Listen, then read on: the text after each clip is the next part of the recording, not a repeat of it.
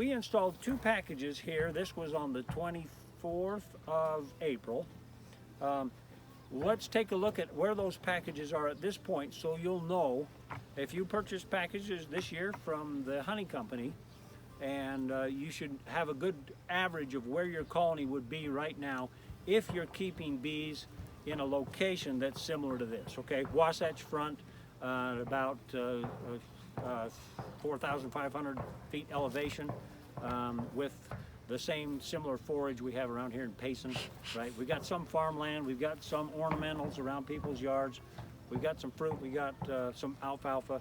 So this is about where your bees should be if your queen's doing well. One of those was in this hive right here.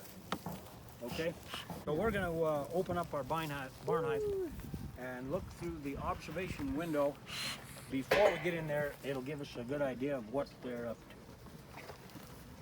If you need any volunteers, I think I'll volunteer this time. Okay. You know that you're going to have to build some more barn hives now. Yeah. All right. Sounds good. You take the hive tool if you're going to do this. All right. So now this can be stuck down. So you're going to use it for a pry bar. You're going to pry off the top of the hive. Now, all right. Okay. All right. Now set that down gently so you don't smash bees. Yep. Up with the underside up. Right. Okay. Good job. All right. You can open up this lid here. Open that up, and we can look through the glass and see what's going on. We're looking through our glass observation window in the barn hive. Before we get in here, it'll give us an idea of how soon we need to put more frames on, how soon we need to add another box. So the bees are filling this up with comb. These 2 frames were mostly empty, foundationless frames 3 weeks ago, and they filled this one up. I can tell by looking down in between the frames. This one I can tell for sure by looking through the glass that they're almost full. So we need to add some more space to this hive. This time of year they may not be likely to swarm if they run out of space, but they'll run out of space and not work anymore. They'll quit working because they don't have any place to put honey. Mine's Yeah. So their swarming time is springtime usually? Yeah. While the flow is going? Right, so in the springtime, April and May are usually the time of the year when they're most inclined to swarm. Okay. Did you make this? This barn hive? Yeah. Yeah, so I built this. This is one piece of beekeeping equipment that I designed and built. So in this one we have a feeder on this side, you see. I've got a hole in this side of the box, and there's a hole so they can go through and take the feed out of here. It holds about a gallon. I can open or close this, depending on whether I want the bees to come in or not. Is that enough space to put the chips in to help with the wintering? I don't know if I never thought of using that like you would a quilt board. It might help absorb some moisture. I don't know that I would use it for that, because if we pulled some moisture into there, then there wouldn't be a way for the moisture to escape. Because I've made this liquid tight, right? So we can pour liquid syrup in there. So it might get too humid and just cause mold in there is my guess. So I don't know if I would use it for that. Don't you have to get rid of the hive if mold starts growing in there? Well, if mold starts growing, usually the bees will clean it up, but if it's winter time and they can't because it's too cold and they're clustered, then they'll have to wait till springtime to clean it up. Here's what I think we're going to do. Rather than me make a big mess taking these frames out just for us to look at them, I want to see what's going on below. Great. Let's put it back together, and then I'm just going to take the whole box off, set it aside. Right, that'll fall off if I put it on now, so let's just leave that off a minute. So I'll take my hive tool, right, I'll use that for a pry bar. I'm going to pick the whole hive up, right, and then I'm going to set it on its end. If I took the hive and I set it down like this, I'd get grass and dirt all over it, right, because there's a whole bunch of bees on the underside of it, see? So you want to set your hive down on its end. I could set it on here, that'd be easier, right? Set it like that, and it'll be okay there for now. All right, so now I'm glad I did that rather than think, oh no, I'm in a big hurry to put more space in this hive because they filled up those 2 frames. They need more space. Well, look what's down below. So they started building straight above the brood cluster and up into here. Isn't that what you call chimney? Chimneying, yep. They build in a chimney fashion instead of going out. So what I want to do now is I want to come down here and get them working on this. Yeah, will you bring some smoke over? Now I open up another box. We're likely to have some bees that are a little bit more irritated. So give me a few puffs right across there. Good job doing your job. Perfect. So I'm going to take out a couple of frames from the sides that they haven't worked on yet. Right? There's bees on there, but there's nothing in it really. So what I'm going to do is I'm going to make more room in the middle of the brood chamber down here. There's likely brood up here. There's likely a couple frames of brood at this in the middle. Sound angry. Yeah, now they're starting to buzz a little bit. They're a little disturbed now. So the advantage of having that observation hive, you can check on your hive just by looking through the window, right? And you don't have to get in there and disturb them. So, but now we got to get in there and look around really and see what's going on. So we have brood in here that's emerging. You see brood on the here, right, that are still yet to emerge. Yeah. That's capped over brood. And I'm looking in the middle, and I don't see a lot of larvae in there that's coming up, but it's not really full. There's not a lot of brood in the vacant cells, open cells where workers have just emerged. The queen hasn't gotten back on here and laying eggs yet. Let's see if there's brood in this next one. Let's see if there's open brood in this next one. Okay, we're seeing emerging brood. And a lot of dripping nectar. Am I dripping nectar? Oh yeah, lots. Okay, so I want to keep that over here. If I'm dripping nectar, they'll pick it back up. So there's the queen bee. Even though we've disturbed her a little bit, I just saw her poking her head in the cells there. She's just carrying on laying eggs, even while we're right in the middle of looking. If we don't now I see disturb her. too much, yeah. I think she's quit. She's a little nervous now. She's running around the end bar. Oh, okay. So you watch the queen when you're going to put a frame back in that she's not on the end bar, because that's a good place to smash her. If I set this frame back in the hive right now, I'm likely to smash that queen against the end of the box and the end of the frame.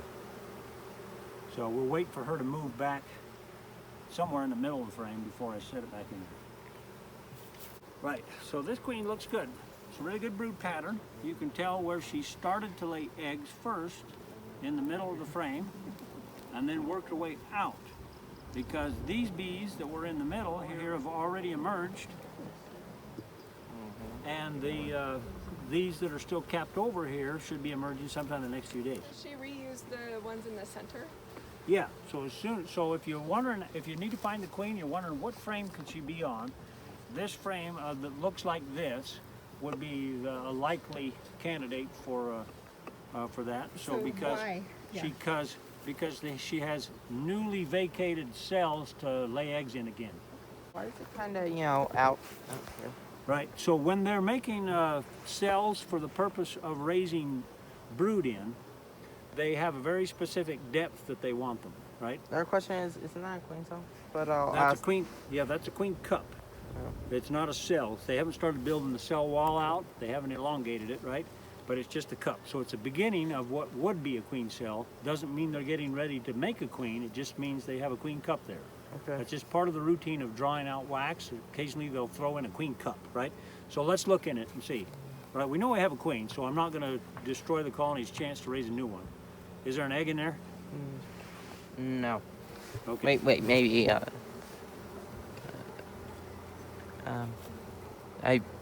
Is there jelly in there? I don't see any. I don't see an egg or jelly. So it's just a queen cup. An empty queen cup doesn't really mean anything other than that's what they do sometimes. They build the queen cups, just in case. And back Right. to. Okay, so back to this. So these cells, when they're going to put honey in a cell, then they can draw it out deeper than they would for brood cells, right?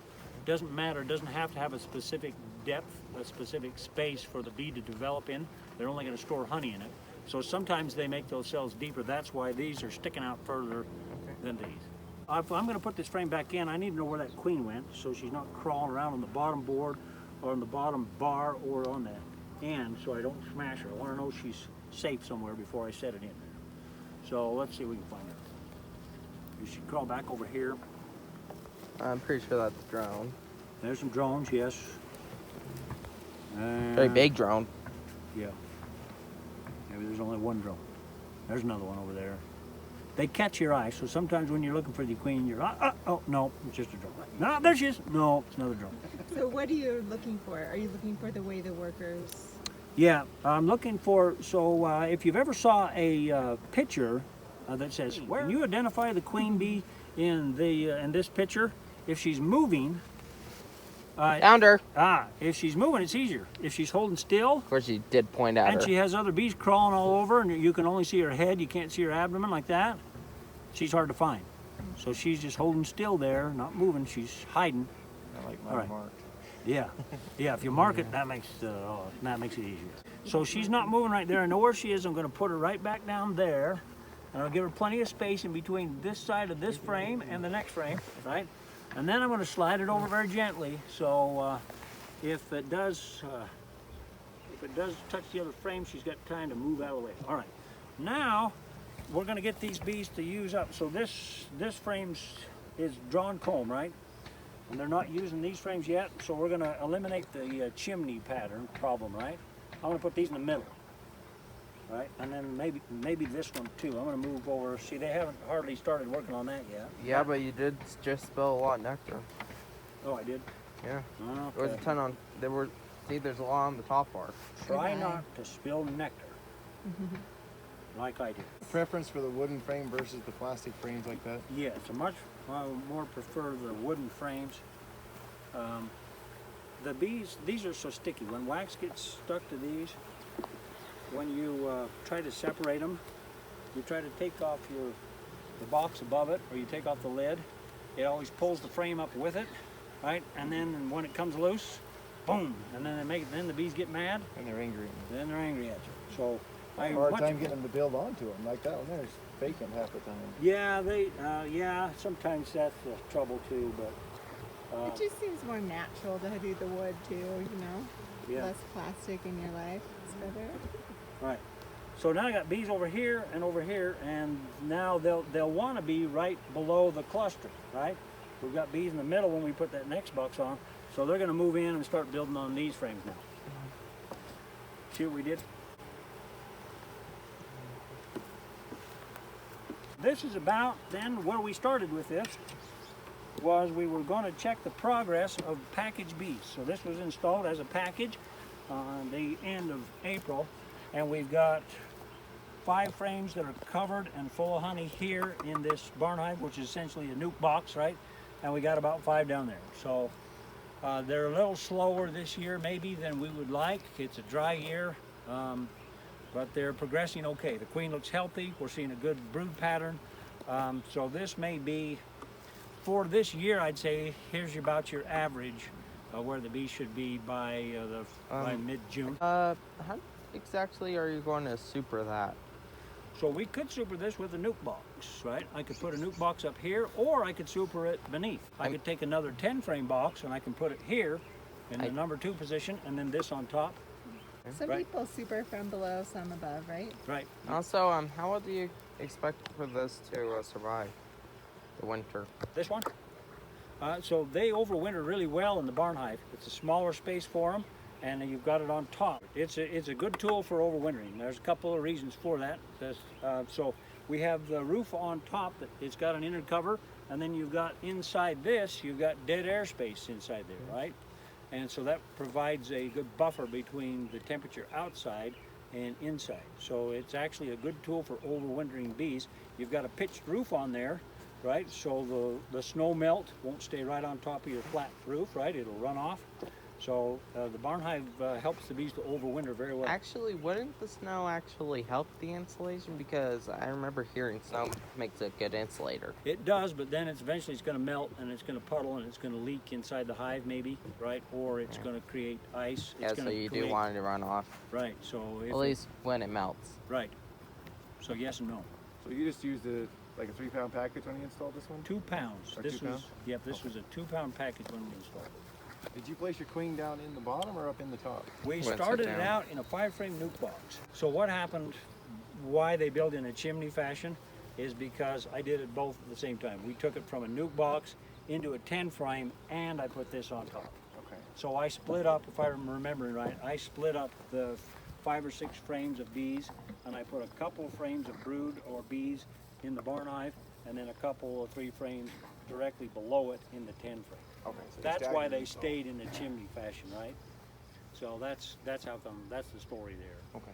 So if we had them just in one 10-frame deep box, they'd be pretty full right now. You should have a second box on, and they should be building on couple of frames in the second box by this time, mid-June, if you install the package in Utah, Wasatch Front area about the end of April. Will you talk about priming the next box? Right, priming. So if we want to prime the bees to get up there, sometimes our beginning beekeepers, they're starting from scratch. So they don't have leftover honey from last year. They don't have drawn comb from last year where they've extracted frames and saved them to put on the next year, right? They're starting from new frames, all new equipment, new foundation, no drawn comb. That's a lot of the work for the bees to do. So rather than ask the bees to start on a whole new box with all new frames, all foundation, no drawn comb, I'll take a frame or two of drawn comb with bees on it, and I'll trade those frames with some empty frames, right? And put the empty frames down just like this, and put a couple of frames of bees up in the other box. That primes them. It's kind of bait to get up in that upper box and get working. That's a good way to get them started on foundation. So at this point in the year, would you expect to add another box before the flow stops, or? Yes. So the main flow would be July in most locations. We're going to get most of the honey that comes in. It's going to happen in July. So Oh, we okay. still have time for them to fill up some honey supers. So we're still building strength. The queens lay more eggs before the daylight starts to get shorter, right? So on the 21st of June. And so we're still building up. So we'd put on another box still, ask them to fill that up, and then a super that we hopefully will get some honey out of in July, August. Yeah. Okay, so we wouldn't start reducing things down until like September, October, November time frame. Yes, exactly. So so not till September do you make a decision on what honey you're going to keep, and then reduce it down for what's left of the bees. Okay. Just real quick, We why got are it. these guys like clustering outside like that? So they're clustering. It's probably hot in there. That's probably the main reason. So I'm guessing that colony is not too crowded. They're bearding there. That's just normal. Like they're just cooling down by sitting on the front porch. So And if it were 5 times that much, it would still be handful normal. here, I'm going to get bees on. Here's how you put. So I made some attempts to move the bees out of the way so I don't smash them when I put the box lid down. But we can also do this. Typically, when you're putting boxes back together or you're putting the lid on, right? I'm going to find a corner there that there's no bees on. I'll set that down, and then give your box a little twist, a little wiggle like this, before you just plop it down there. That'll give the bees a chance to move out of the way. Good. I didn't hear any crunches as I set that down. All right. So we'll do the same with the lid. We'll put back on our inner. You may want to get the bottom straightened out. Did I put? Oh, okay. So I missed that because all of my boxes I've got the bottom board screwed down to the hive body because I move bees so often. So this one's not screwed down. So we got to pay attention to make sure it's on straight. Right there we go. Okay. Now I'm going to move these bees with my smoker.